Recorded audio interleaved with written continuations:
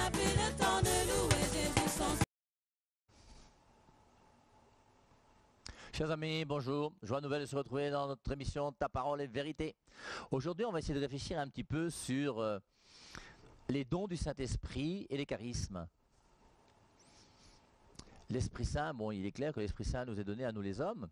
Alors d'une manière particulière, je vous rappelle ce verset qui me trouble toujours un peu. Jean chapitre 7, le verset 37.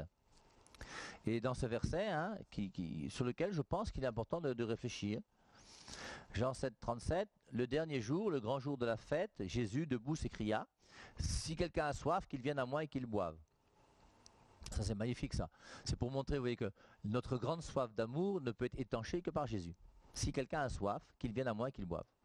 Si tu as soif d'amour, ton amour sera pleinement épanoui en Jésus.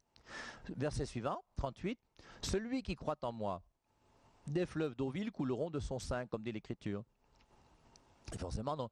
À partir du moment où Jésus-Christ sera en toi, tu vas donner Jésus-Christ aux autres. Tu vas donner la vie, les fleuves d'eau vive. Verset 39, et c'est le verset qui est un petit peu intriguant. Il dit cela de l'Esprit qu'allaient recevoir ceux qui croiraient en lui, car l'Esprit n'était pas encore donné parce que Jésus n'avait pas encore été glorifié. Il a fallu que Jésus-Christ, donc, dans sa nature humaine, puisse être glorifié, repartir auprès de son Père. C'est pour ça qu'il dit, il est bon pour vous que je m'en aille, sinon l'Esprit Saint ne viendra pas. Et une fois qu'il est parti à l'Ascension, 10 jours plus tard, c'est la Pentecôte et Jésus-Christ qui arrive et l'Esprit Saint qui est donné aux hommes. Alors je vous rappelle que nous, les catholiques, on aime beaucoup les neuvaines. Pourquoi? Parce que le jeudi de l'Ascension, quand Jésus-Christ monte et va vers son Père, ensuite les apôtres et la Vierge Marie restent en prière. Et les apôtres et la Vierge Marie vont rester en prière. Jeudi de l'Ascension, le lendemain, donc vendredi, samedi, dimanche, lundi, mardi, mercredi, jeudi, vendredi, samedi. Il y a 9 jours de prière avant le dimanche de la Pentecôte. Et c'est pour ça donc on aime bien prendre 9 jours de prière, comme les apôtres et les maries ont prié pendant 9 jours avant que le don de l'Esprit Saint soit donné aux hommes. C'est pour ça qu'on fait des neuvaines. Alors maintenant, cet Esprit Saint va se donner à chacun d'entre nous. Et l'Esprit Saint, c'est vrai que c'est intéressant l'Esprit Saint, on parle beaucoup de l'Esprit Saint, mais vivre dans l'Esprit, tout ça, mais qu'est-ce que ça veut dire? Alors la première fois, je pense, pour nous, dans le Nouveau Testament, où on nous parle de l'Esprit Saint, pour chacun d'entre nous, c'est au moment du baptême de Jean-Baptiste. Et au moment du baptême de Jean-Baptiste, on voit comment Matthieu 3,11, « Moi je vous baptise dans l'eau, lui vous baptisera dans le Saint-Esprit ». Avant ça, si vous faites une recherche sur l'Esprit Saint dans le Nouveau Testament, vous allez voir que l'Esprit Saint est très présent avec la Vierge Marie. Il y a un lien particulier entre l'Esprit Saint et la Vierge Marie. Un lien tellement particulier que l'Esprit Saint et la Vierge Marie seront les auteurs du Fils de Dieu qui va venir sur terre et qui va s'incarner. Et on voit bien donc, l'Esprit Saint viendra sur toi. Et l'Esprit Saint a utilisé Marie, voilà, s'est arrangé avec Marie pour que Jésus-Christ vienne au monde. Et c'est pour ça qu'on voit que dans l'Ancien Testament, il y a le Père qui est présent, il y a l'Esprit Saint aussi. Je vous rappelle dans Genèse chapitre 1 verset 1, l'Esprit Saint planait sur les eaux au moment de la création. L'Esprit Saint va agir avec les prophètes, avec les rois. On voit tous ces passages avec l'Esprit Saint dans l'Ancien Testament. Dans le livre de la sagesse, on parle même carrément de l'Esprit Saint, on lui donne son nom. Et ensuite, l'Esprit Saint va permettre à Jésus-Christ de venir. Et maintenant que Jésus-Christ est venu, il va faire que l'Esprit Saint maintenant soit donné d'une manière nouvelle aux hommes, acte 2, la Pentecôte, pour que nous puissions vivre pleinement de cet Esprit Saint. Alors, la Vierge Marie donc est très liée à l'Esprit Saint. Et ce qui est intéressant aussi avec la Vierge Marie, vous voyez, c'est qu'on voit comment l'Esprit Saint va former Jésus en Marie. Grâce à l'Esprit Saint, à l'Annonciation, Luc 1, 26. Grâce à l'Esprit Saint, Marie va avoir Jésus-Christ qui va se former en elle. Et l'Esprit Saint, pour nous aussi, c'est la même chose. L'Esprit Saint nous est donné pour former Jésus en nous. Matthieu 3, 11. Moi, je vous baptise dans l'eau. Lui vous baptisera dans l'Esprit Saint. Alors lui, c'est Jésus. Et Jésus, il plonge les gens dans l'Esprit Saint. Jean-Baptiste, il plonge les gens dans l'eau. Hein, c'est pour ça qu'il faut bien distinguer le baptême dans l'eau, qui est le baptême de Jean-Baptiste qui n'existe plus aujourd'hui, hein, et le véritable baptême, qui est le baptême dans l'Esprit Saint. Et justement, Jésus-Christ, lui, va me plonger dans l'Esprit Saint. Et quand je suis chrétien, le plonge dans l'Esprit Saint, ce n'est pas le sacrement du baptême, c'est cette expérience que je vis où l'Esprit Saint va venir prendre possession de mon esprit à moi. Et c'est parce que j'ai l'esprit moi que je suis capable de devenir chrétien. Comme une vache n'a pas d'esprit et un chat non plus, le chat et le chien ne peuvent pas être unis à l'Esprit Saint. Mais nous pouvons, grâce à l'image de Dieu qui est en nous, qui est l'Esprit. Et mon esprit va être touché par l'Esprit Saint et je vais être transformé. Et cette transformation, pour moi, c'est ça qu'on appelle la nouvelle naissance. Et l'Esprit Saint me transforme, ce n'est plus moi qui vis, et c'est le Christ qui vit en moi. Comme dit Dieu à Abraham dans Genèse 12, quitte ton pays, ta parenté, et va vers le lieu que je t'indiquerai. Et quand l'Esprit Saint vient en toi, c'est quitte ton pays, ta parenté. Alors, on garde nos racines culturelles, c'est pas mauvais, il n'y a pas de souci. Mais mes racines culturelles sont moins importantes que ma vie chrétienne. Et Dieu passe avant ma culture. Dieu passe avant tout. Et je suis renouvelé d'une manière à une créature nouvelle, hein, comme dit Saint Paul, grâce à l'Esprit Saint qui me transforme. Et l'Esprit Saint maintenant, il va vouloir donc porter du fruit en moi, grandir en moi. De même que Jean-Baptiste dit, il faut que lui grandisse en parlant de Jésus et que moi je diminue, mais il faut que l'Esprit Saint puisse grandir en nous. Et l'Esprit Saint va grandir en nous comment? Eh bien, l'Esprit Saint va grandir en nous, premièrement, à travers ce qu'on appelle les 7 dons du Saint-Esprit. Et les 7 dons du Saint-Esprit, il faut les distinguer des charismes. Les charismes, on appelle ça aussi un don. C'est aussi un don charismatique. Mais les dons du Saint-Esprit dans la théologie de l'Église, c'est les 7 dons qui sont donnés et qui font que l'Esprit Saint va venir en moi et va me donner la sagesse, l'intelligence, la science, conseil, crainte, force et piété. Et ces 7 dons du Saint-Esprit qui sont là vont me transformer, vont me faire de moi une créature nouvelle qui va décider de suivre Dieu dans sa vie. Maintenant, les charismes, alors, comprenez bien, hein, les charismes ne sont pas nécessaires à ma sanctification. Il n'est pas nécessaire d'être charismatique pour aller au ciel. Si tu es charismatique, c'est bien, j'ai rien contre les charismatiques. Mais même si tu n'es pas charismatique, tu peux aller au ciel. Ce n'est pas les charismatiques qui vont le ciel n'est pas réservé uniquement aux charismatiques. Et c'est pour ça que les charismes, c'est pas mauvais. On en parle dans 1 Corinthiens au chapitre 12 et dans 1 Corinthiens au chapitre 14. Et ceux qui sont charismatiques, il faut connaître par cœur 1 Corinthiens 12 et 1 Corinthiens 14. Sans oublier, au milieu, 1 Corinthiens 13, qui est beaucoup plus important que tous les charismes. Et un charisme, c'est quoi? C'est un don qui est fait par Dieu à une personne particulière qui va avoir, alors parmi les charismes, le charisme le plus connu en général pour nous tous, c'est ce qu'on appelle le parler en langue. Et aujourd'hui, il y a beaucoup de gens qui parlent en langue. Vous voyez en pleine prédication comme ça, vous l'avez personnellement, je trouve ça plus que bizarre. J'avoue que je trouve pas ça très très intelligent. Et je ne crois pas que tous ces parlers en langue soient réellement des parlers en langue qui viennent du Saint-Esprit. Et c'est pour ça que c'est quand même important qu'on puisse réfléchir.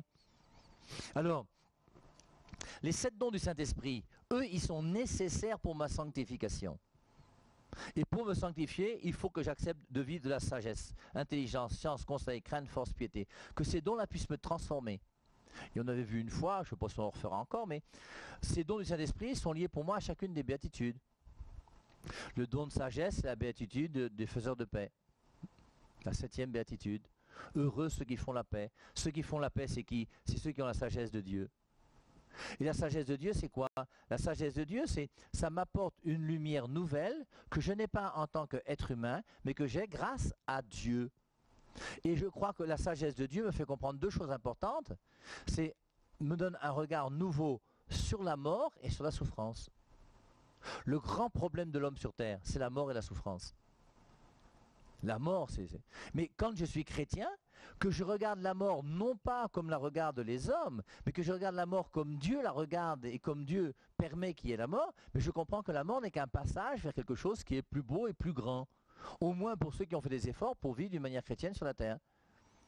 La souffrance n'a aucun sens. Comment se fait-il que la souffrance puisse exister? Rappelez-vous Jean chapitre 9, ce petit garçon qui est né aveugle. Est-ce lui qui a péché ou ses parents? C'est pour que la gloire de Dieu soit manifestée.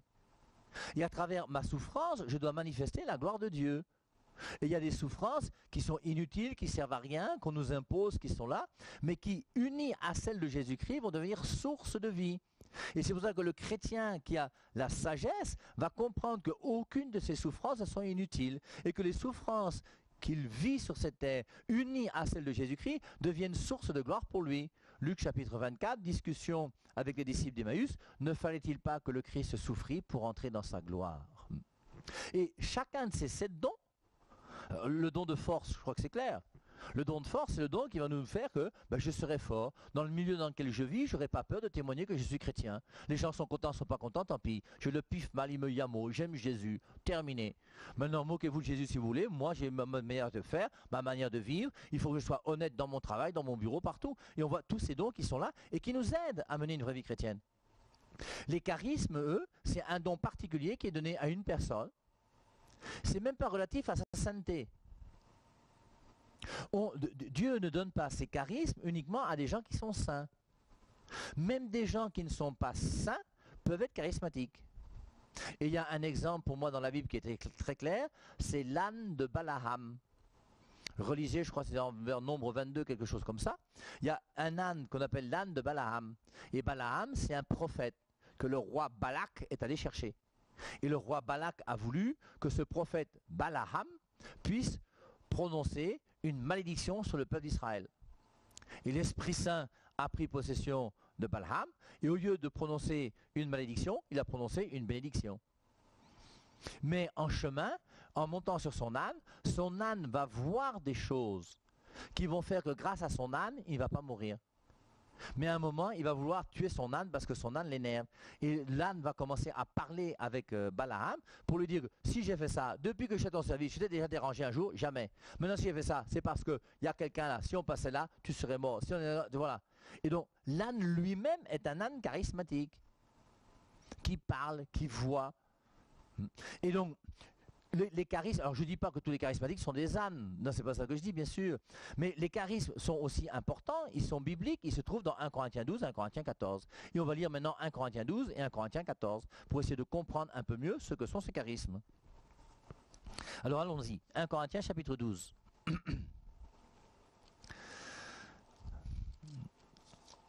On y est, on vous dit. Alors, or à chacun, je suis au verset 7, verset 7. Or, à chacun, la manifestation de l'Esprit est donnée pour l'utilité commune. En effet, à l'un est donné par l'Esprit une parole de sagesse, à un autre une parole de connaissance, selon le même Esprit, à un autre la foi par le même Esprit, à un autre des dons de guérison par le même Esprit, à un autre le don d'opérer des miracles, à un autre la prophétie, à un autre le discernement des esprits, à un autre diverses sortes de langues, à un autre l'interprétation des langues. Un seul et même Esprit opère toutes ces choses, les distribuant à chacun en particulier comme il veut.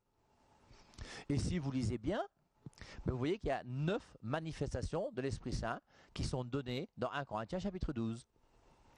Or, à chacun, la manifestation est donnée pour l'utilité commune. Tu reçois un charisme pour la communauté, pour le bien de la communauté. Et c'est vrai que quand dans une communauté, quelqu'un a une parole de connaissance pour dire il y a une personne parmi nous qui a été violée quand elle était petite et Dieu lui dit je te guéris, et qu'il y a une personne qui effectivement est là et qui a été guérie, forcément tu te poses des questions. Moi je me souviens d'une religieuse qui me disait qu'un jour, elle avait une parole de connaissance. Elle a dit, il y a une personne parmi vous qui vit mal, qui est corrompue, et Dieu demande que tu t'approches pour qu'on prie pour toi afin que tu deviennes honnête. Bon, sans doute que dans l'assemblée, ils devaient être nombreux. Un peu plus tard, elle reprend, elle dit, Dieu me dit que toi, là, qui es corrompu, tu as 3 garçons et 2 filles. Et après, carrément, Dieu m'a dit que je parlerai pour la dernière fois. Ton prénom, c'est Michel. Le gars s'est levé, il est venu, il a dit que me voici. Alors, ces paroles de connaissance, alors, maintenant il faut toujours discerner, parce qu'il y a plein aujourd'hui de faux prophètes qui vous donnent des paroles de connaissance qui sont complètement fausses. Un jour, j'étais dans un groupe charismatique aussi. Et ce jour-là, il y a un monsieur qui est venu, qui est intervenu, qui a dit, il y a une personne parmi vous qui a été guérie du sida. Personnellement, j'ai du mal à croire que ça vienne de Dieu. Parce qu'il y avait une grande assemblée, il y avait beaucoup de monde.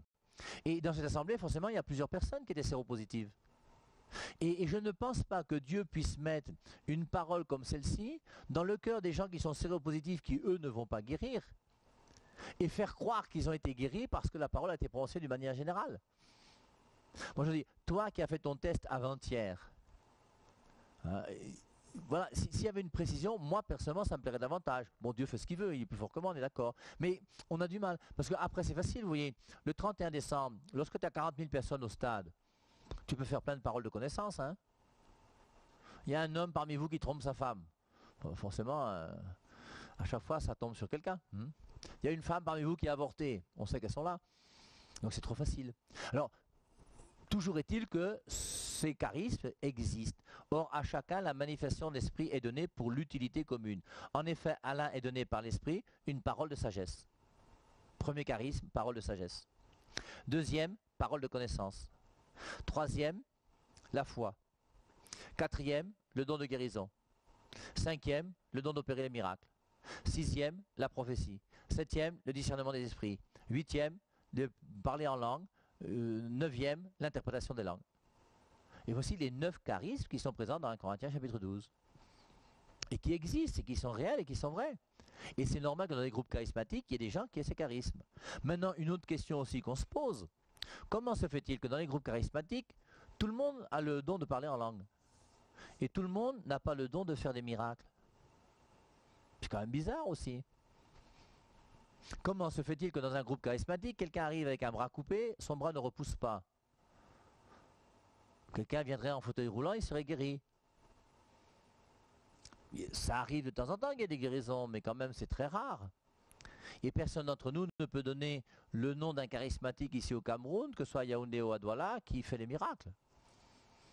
Et au bout d'un moment, quand tu rentres dans un groupe charismatique et que tu vois qu'on est effusé, on a le charisme qui se développe, et au bout d'un moment, tu aperçois que toi, tu n'as pas de charisme. Tu as essayé même un jour, quand même, au quartier, d'imposer les mains sur quelqu'un qui était malade. Il était aveugle, mais il n'a pas commencé à voir. Il est toujours aveugle jusqu'à aujourd'hui. Donc tu vas dire, moi, je n'ai pas le charisme d'imposer les mains pour opérer des miracles ou des guérisons. Mais c'est vrai que le charisme dans lequel tout le monde va se retrouver, c'est le parler en langue. Et c'est pour ça que c'est facile. Et je suis persuadé qu'il y a des charismatiques qui m'écoutent là, comme des pentecôtistes d'ailleurs, hein, qui m'écoutent et qui savent que leur parler en langue est un faux parler en langue. C'est vous-même qui forcez pour essayer de faire Donc, moi, Père et Marie, je n'ai jamais parlé en langue de ma vie. Mais je suis chrétien et j'irai au ciel. Si Dieu veut que je parle en langue, il n'y a pas de souci, moi je suis prêt. Et je respecte ceux qui parlent en langue. Mais il faut quand même discerner pour essayer de voir quel est réellement ce que c'est que se parler en langue. Alors prenons maintenant, vous voyez, 1 Corinthiens 14. Recherchez l'amour, aspirez aussi au don spirituel, mais surtout à celui de prophétie. Donc Saint Paul dit dans 1 Corinthiens 14, aspirez au don spirituel, ce qu'on appelle les charismes, mais surtout à celui de prophétie. Donc il met un ordre déjà dans les charismes. Il dit que la prophétie est plus intéressante que le parler en langue. Il continue d'ailleurs, il explique. Hein. En effet, celui qui parle en langue ne parle pas aux hommes, mais à Dieu. Donc le parler en langue, c'est parler à Dieu. En effet, celui qui parle en langue ne parle pas aux hommes, mais à Dieu. Car personne ne le comprend, et c'est en esprit qu'il dit des mystères. Celui qui prophétise, au contraire, parle aux hommes, les édifie, les exhorte, les console. Celui qui parle en langue s'édifie lui-même, celui qui prophétise édifie l'Église. Je veux que vous parliez tous en langue, mais je veux encore plus que vous prophétisiez. Celui qui prophétise est plus grand que celui qui parle en langue, à moins que ce dernier n'interprète pour que l'Église en reçoive édification. Et maintenant, frères, de quelle utilité vous serais-je si je venais à vous en parlant en langue au lieu de vous apporter une parole de révélation, de connaissance, de prophétie ou d'enseignement? Si moi-même, depuis que l'émission a commencé, je vous parlais, vous auriez été à la télévision depuis longtemps, vous seriez parti ailleurs. Et quand quelqu'un parle en langue et que tu ne comprends pas, ça édifie pas. Et c'est pour ça qu'il vaut mieux prophétiser. Et il dira donc, s'il y a trop qui parlent en langue, il faut qu'ils arrêtent de parler en langue et qu'on laisse plutôt les gens prophétiser. Ou alors si, après avoir parlé en langue, il arrive à interpréter ces langues, alors là c'est plus intéressant. Mais ce qui est intéressant dans ce passage, c'est quoi? On a vu 1 Corinthiens 14, verset 1, rechercher l'amour. Maintenant, je prends 1 Corinthiens chapitre 12, verset 31. Donc le dernier verset sur le charisme, 1 Corinthiens 12, verset 31. Aspirez aux dons les meilleurs, et je vais encore vous montrer une voie par excellence. Et la voie par excellence, c'est quoi? C'est la charité. 1 Corinthiens 13. Et il dit donc, dans 1 Corinthiens 13, quand je parlerai les langues des hommes et des anges, si je n'ai pas l'amour, je suis du bronze qui résonne ou une cymbale qui retentit. Je peux parler toutes les langues possibles, je peux parler en langue. Mais si je parle en langue et que je n'ai pas la charité, ça ne sert à rien. Et aujourd'hui, vous avez certains courants spirituels dans lesquels on vous dit que lorsque tu es baptisé par immersion totale dans l'eau, parce qu'ils pensent que le seul véritable baptême c'est par immersion totale dans l'eau, ce qui est une erreur, eh bien, lorsque tu sors de l'eau, il faut que tu parles en langue pour manifester l'Esprit Saint. Alors les gens sont plongés dans l'eau, après ils sortent, c'est bizarre, c'est bizarre. Et ce n'est pas au parler en langue que je vais savoir que j'ai l'Esprit Saint.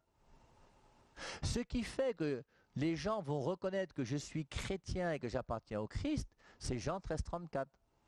Aimez-vous les uns les autres comme je vous ai aimé. On revient à la charité de 1 Corinthiens 13. Aimez-vous les uns les autres comme je vous ai aimé. C'est à l'amour que vous aurez les uns pour les autres qu'on reconnaîtra que vous êtes mes disciples. Et je vais reconnaître que quelqu'un est disciple de Jésus-Christ à l'amour qu'il a pour son frère. Quand vous avez des chrétiens qui envoient les autres en enfer, tu te demandes quel est l'amour qu'ils ont. Hein. Donc, je recommence avec 1 Corinthiens 13, l'hymne de la charité. Quand je parlerai les langues des hommes et des anges, si je n'ai pas l'amour, je ne suis rien. Et quand j'aurai le don de prophétie, la science de tous les mystères, des paroles de science. On a vu que la prophétie était un charisme. Et quand j'aurai même toute la foi, on a vu qu'il y a un charisme de foi. Jusqu'à transporter des montagnes, si je n'ai pas l'amour, je ne suis rien. L'important, ce n'est pas les charismes, l'important, c'est la charité. Et quand je distribuerai tous mes biens pour la nourriture des pauvres, quand je livrerai même mon corps pour être brûlé, si je n'ai pas l'amour, ça ne me sert de rien. C'est très fort. 1 Corinthiens 13, 3. Quand je distribuerai tous mes biens pour la nourriture des pauvres, quand je livrerai même mon corps pour être brûlé, si je n'ai pas l'amour, cela ne me sert de rien. Et c'est pour ça que je peux faire des dons qui sont des dons qui ne sont pas chrétiens, qui ne servent à rien. Je peux même mourir pour une cause qui est une cause qui ne servira à rien si je n'ai pas la charité. La seule chose importante, c'est la charité. Et il continue dans 1 Corinthiens 13 en disant: l'amour est patient, l'amour est serviable, il n'est pas envieux, l'amour ne se vante pas, il ne s'enfle pas d'orgueil, il ne fait rien de malhonnête, il ne cherche pas son intérêt, il ne s'irrite pas, il ne médite pas le mal, il ne se réjouit pas de l'injustice, mais il se réjouit de la vérité. Il pardonne tout, il croit tout, il espère tout, il supporte tout. L'amour ne se comble jamais, etc., etc. Donc on voit bien. 1 Corinthiens chapitre 12, 13 et 14. Je reprends, petit résumé avec vous. Donc 1 Corinthiens chapitre 12 et 1 Corinthiens chapitre 14. Les grands passages sur les charismes. Et au milieu, 1 Corinthiens chapitre 13 qui est la charité. Et la charité qui est plus importante que les charismes. L'Esprit Saint donne ses charismes à qui il veut. Et je peux utiliser ces charismes que l'Esprit Saint me donne pour me sanctifier, toujours davantage, et pour devenir un meilleur chrétien. L'Esprit Saint, en premier lieu, ce qu'il veut, c'est que je puisse vivre des 7 dons du Saint-Esprit. Et ces 7 dons du Saint-Esprit en moi doivent faire grandir ma vie. Ces 7 dons du Saint-Esprit, on en parle dans Isaïe chapitre 11. Et dans Isaïe chapitre 11, on nous donne déjà d'ailleurs plusieurs dons du Saint-Esprit. Il y en a au moins 6 qui sont bien précis dans Isaïe chapitre 11, versets 1 et 2. On peut même lire si vous voulez. Et on verra qu'avec le temps, dans la théologie de l'Église, eh bien, on va trouver qu'il y a exactement 7 dons du Saint-Esprit. Et il y a des allusions, notamment dans le livre de l'Apocalypse, où le chiffre 7 est très très présent, et on voit donc allusion aux 7 flammes de feu qui sont devant le trône. Et les 7 flammes de feu qui sont devant le trône, c'est les 7 esprits de Dieu. Et les 7 esprits de Dieu, donc les voici. Isaïe 11 nous dit, un rejeton sortira de la souche de Jessé, une pousse se lèvera de ses racines, sur lui reposera l'esprit de Yahvé, esprit de sagesse, intelligence, conseil, force, connaissance, de crainte de Yahvé. Il ne jugera pas sur les apparences, il ne décidera pas sur un bruit qui court. Et donc, on va réfléchir sur ces dons et comprendre que ces dons sont nécessaires pour notre sanctification. Sur ces bonnes paroles, chers amis, je souhaite que l'Esprit Saint prenne possession de chacun d'entre nous, qui donne ses charismes à qui il veut et qui puisse nous faire toujours découvrir davantage ce que sont les dons du Saint-Esprit pour que nous puissions mettre en pratique la parole de Dieu dans notre vie. Bon dimanche et à dimanche prochain. Son cœur et